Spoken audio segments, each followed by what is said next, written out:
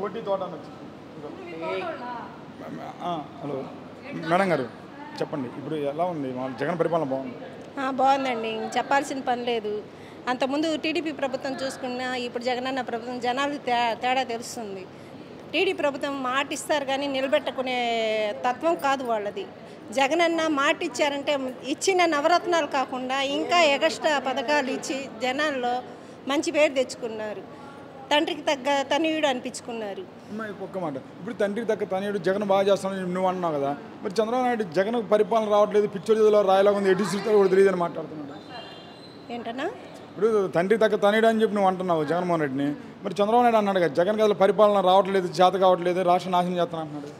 ఆయన అలా జనాల్ని అలా చెప్పుకుంటే ఆయన ఏదైనా ఆయనకి అవకాశం వచ్చిందని చూస్తున్నారు కానీ జనానికి తెలుసు జగనన్న చేస్తున్నారా లేదా అనేది జనానికి తెలుసు.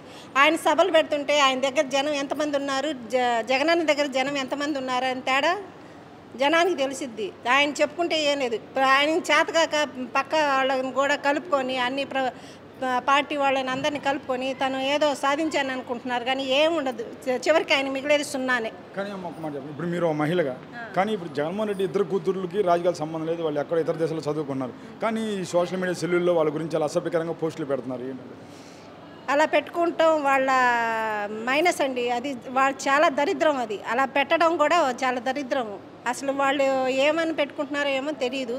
కానీ జగనన్న మాత్రం వాళ్ళ ఫ్యామిలీని చాలా పద్ధతిగా పెంచారు. పిల్లలు కానీ వాళ్ళ ఫ్యామిలీ అందరూ చాలా పద్ధతిగా ఉంటారు. అది మన అందరికీ తెలుసు. అది వాళ్ళు చెప్పినంత మాత్రం అది నిజం కాదు. సరే, ఇప్పుడు ఒక మాట అమ్మా, ఇప్పుడు మీ అన్న బాగా చేసాడు, మీ అన్న ఒక్కడే కదా, మరి అటు చూస్తే అన్ని పార్టీలు ఏకమై వస్తున్నాయి. ఎంతమంది ఏకమైనా పందులు గుంపులుగా వస్తాయి కానీ సింహ సింగిల్గా వచ్చిందని సామెత ఉంది కదండి. అలాగే మా అన్న సింగిల్గానే వస్తారు, గెలుస్తారు. నెక్స్ట్ సీఎం కూడా అన్నే. కానీ ఇక్కడ మరి ఇప్పుడు ఒకసారి చూడండి, జగన్ కంటే ఎక్కువ పథకాలు ఇస్తాను చంద్రబాబు నాయుడు. ఆయన అంటారండి నిలబెట్టుకోరు. పోయినసారి కూడా జాబు రావాలంటే బాబు రావాలని చెప్పారు. నిరుపేదలు అదే పేదలకి పథకాలు ఇస్తామని చాలా చెప్పారు. ఆయన ఏది ఒక్కటి కూడా నిలబెట్టుకోలేదు. వాళ్ళు తింటమే సరిపోయింది.